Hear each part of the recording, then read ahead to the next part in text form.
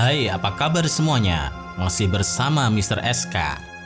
Banyak orang yang tega melakukan tindakan jahat, termasuk menggunakan cara halus demi melihat orang yang mereka benci hidupnya menderita. Misalnya dalam bisnis, kita sering mendengar kisah ilmu hitam yang dikirim ke pesaing, sehingga bisnis pesaing tersebut terpengaruh dan akhirnya bangkrut. Hal itulah yang dialami sebuah keluarga di Malaysia. Pengguna Twitter @RubyRosli membagikan pengalaman gaib keluarganya. Warung makan yang didirikan ibunya mendapat kiriman ilmu hitam dari orang yang dengki dengan bisnis keluarganya itu. Dilansir dari siakapkelly.my, simak kisah misteri keluarga RubyRosli ketika membuka bisnis warung makan di sekitar rumahnya.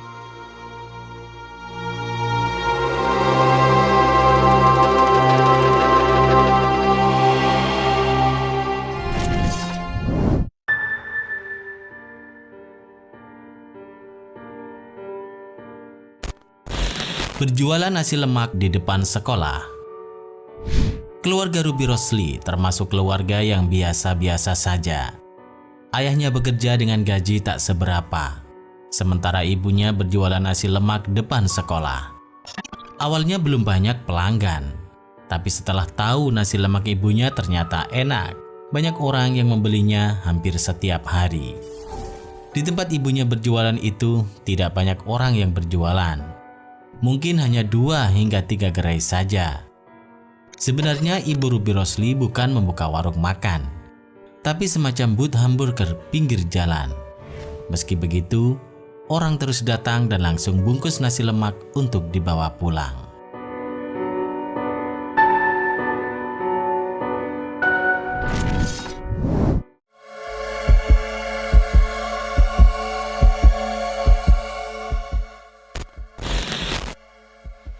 Awalnya jualan laris, tapi lama-lama sepi. Setiap hari masakan ibunya selalu laku dan habis terjual. Jikapun ada sisa, tapi itu juga tinggal sedikit. Ibunya mulai jualan nasi lemak saat RubyRosli masih duduk di kelas 1 SMA. Namun mulai kelas 3, ada beberapa peristiwa aneh yang menimpa jualan ibunya. Dia teringat ucapan teman-temannya saat melewati booth nasi lemak ibunya. Hari itu, teman-temannya bilang jika booth nasi lemak ibunya tutup dan tidak ada orang yang menjaganya. Padahal, RubyRosli mampir ke booth ibunya sebelum berangkat sekolah pada pagi harinya. Jualan yang awalnya laris, makin lama makin sepi. Orang mulai tidak ada yang datang sama sekali. Beberapa pembeli bahkan mengaku melihat seekor harimau di belakang booth ibunya. Dan 1 hari sebelum buka, ibunya menemukan mangga busuk dalam 1 kantong plastik di dalam booth. Rupa-rupanya ada yang dengki dengan bisnis nasi lemak ibunya. Mungkin itu yang membuat orang-orang tidak bisa melihat booth nasi lemak ibunya.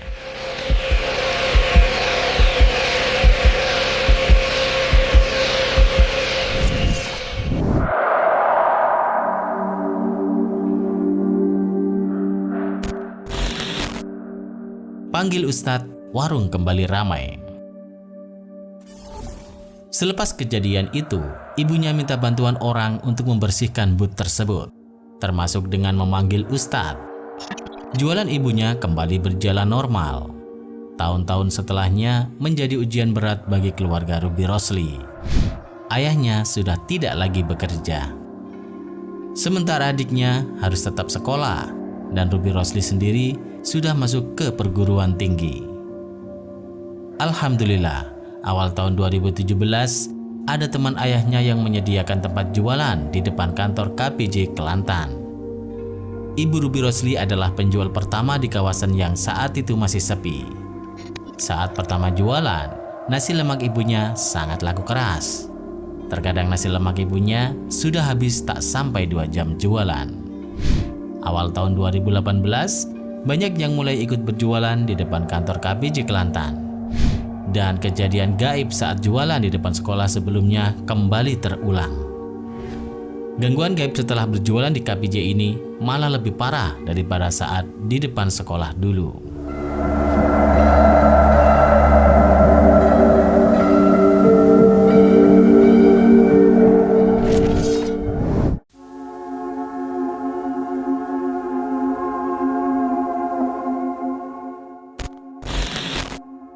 Misteri tutupnya warung makan Bu Lastri. Sekarang beralih ke cerita Bu Lastri. Dengan kedua tangannya, Bu Lastri mulai meletakkan piringan nasi uduk dan ayam bakar ke meja pelanggan. Seperti biasa, warung Bu Lastri tak pernah sepi pengunjung. Maklum saja, warungnya berada di lokasi yang strategis, dekat dengan jalan raya dan perempatan jalan.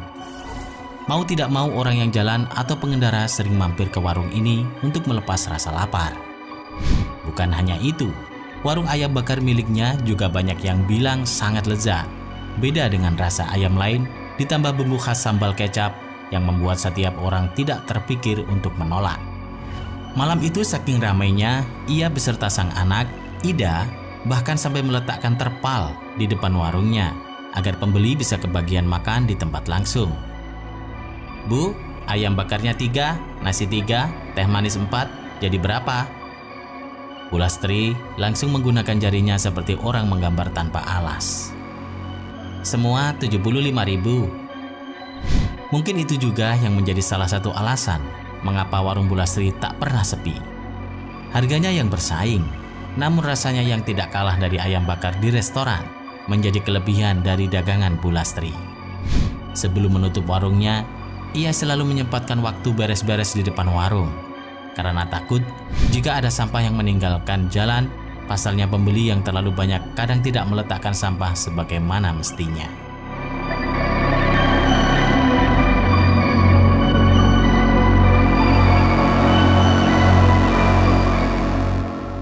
Setelah semua selesai, tak lupa ia menghubungi Budi untuk memesan persediaan kelapa karena stok yang disimpan Bu Lastri hanya bertahan untuk 2 hari. Keesokan hari, Lastri baru mengetahui jika ada restoran baru yang menjual beragam makanan, salah satunya ayam seperti Lastri. Sebenarnya ada sedikit cemas kalau dagangannya menjadi tidak laku. Namun, ia berpikir kembali, toh setiap rezeki orang sudah diatur sesuai dengan porsinya masing-masing. Seperti biasa, pelanggan Bu Lastri tetap berdatangan. Karena sifat Bu Lastri yang ramah dengan pembeli, tak jarang banyak yang sudah menjadi pelanggan setia. "Bu, aku sudah coba makanan yang restoran depan itu.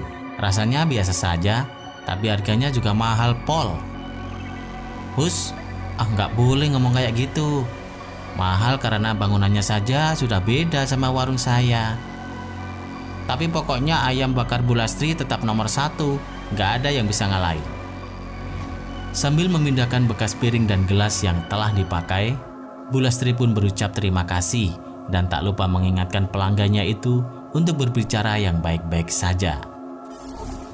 Seminggu setelah keberadaan restoran tersebut, Bu Lastri mulai menyadari jika pelanggannya tidak sebanyak dulu. Setiap memperhatikan restoran itu yang ada di benak Bu Lastri, apa mungkin sekarang saya sudah kalah saing? Namun, ia selalu mencoba untuk berpikir positif, karena berdagang tidak selamanya berada di atas. Mungkin saja pelanggannya mulai bosan. Jam sudah menunjukkan pukul 10.00 malam. Bu Lastri pun bergegas merapikan terpal yang ada di depan warungnya. Namun kali ini ia dibuat sedikit kaget setelah melihat kembang 7 rupa yang tersebar di depan warung.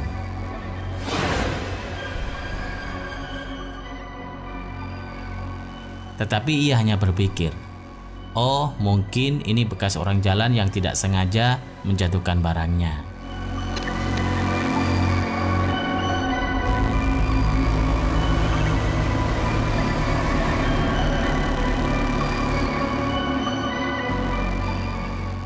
Minggu kedua, warung ayam bakar milik Bu Lastri semakin sepi saja. Sekarang yang dilakukan Bu Lastri hanya mengipas dagangannya agar lalat tidak masuk. Hingga pukul 8.00 malam, ia memutuskan untuk pulang karena percuma saja menunggu, toh pembeli tidak ada yang berminat. Sebelum memasukkan dagangannya, lagi-lagi Bu Lastri dibuat terkejut karena ada sepotong ayam yang Bu Lastri yakini sebagai ayam cemani berada di depan warungnya. Kali ini, pikiran Bu Lastri sudah tidak bisa positif, karena setahunya ayam cemani sudah identik dengan hal yang berbau mistis. Saat ingin mengunci pintu warungnya, seseorang menepuk pundak Bu Lastri. "Wah, udah tutup Bu, Baru saja saya ingin beli. Iya mas, maaf. Dari pagi nggak ada pembeli soalnya. Sepi terus warung. Jadi saya mau pulang cepat saja. Mas tersebut terdiam sebelum melanjutkan ucapannya kembali. Lah, ibu buka. Tadi sore saya kesini, warungnya ibu tutup kok. Makanya malam ini kesini lagi untuk memastikan. Perkataan pembeli itu selalu terngiang di kepala Bu Lastri hingga ia sampai rumah. Pasalnya aneh sekali. Mengapa dia bisa bilang warungnya tutup? Padahal Bu Lastri seharian berjaga untuk mengusir lalat di warungnya. Sehari setelahnya, Bu Lastri tetap berdagang seperti biasa.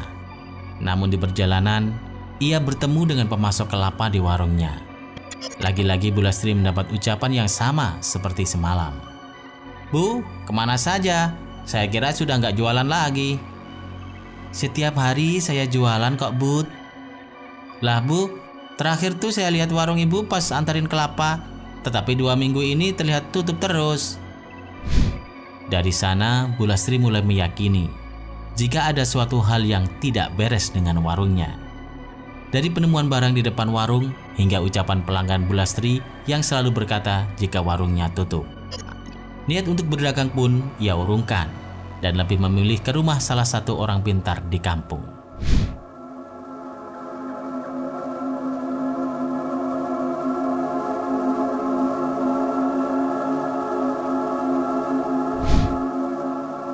Pak Dirga menyimak perkataan Bu Lastri.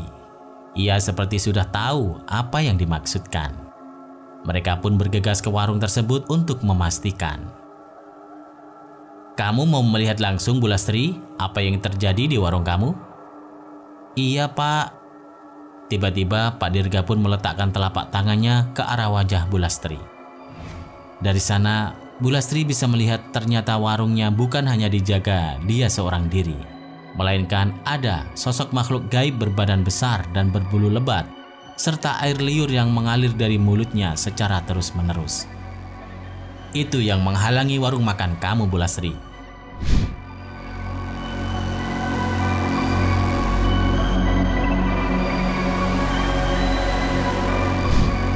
Nah, itulah kisah misteri penjual nasi warung disantet hingga sepi pembeli. Memang kita tidak diperbolehkan untuk berburuk sangka dengan orang lain. Namun apa salahnya jika kita membentengi diri kita dengan memperbanyak doa dan minta pertolongan pada Yang Kuasa. Cerita ini merupakan reka ulang dari kisah yang berkembang di masyarakat. Jika ada kesamaan nama dan tempat kejadian, itu hanya kebetulan belaka. Terima kasih sudah menonton. Jangan lupa share dan sampai jumpa di video berikutnya.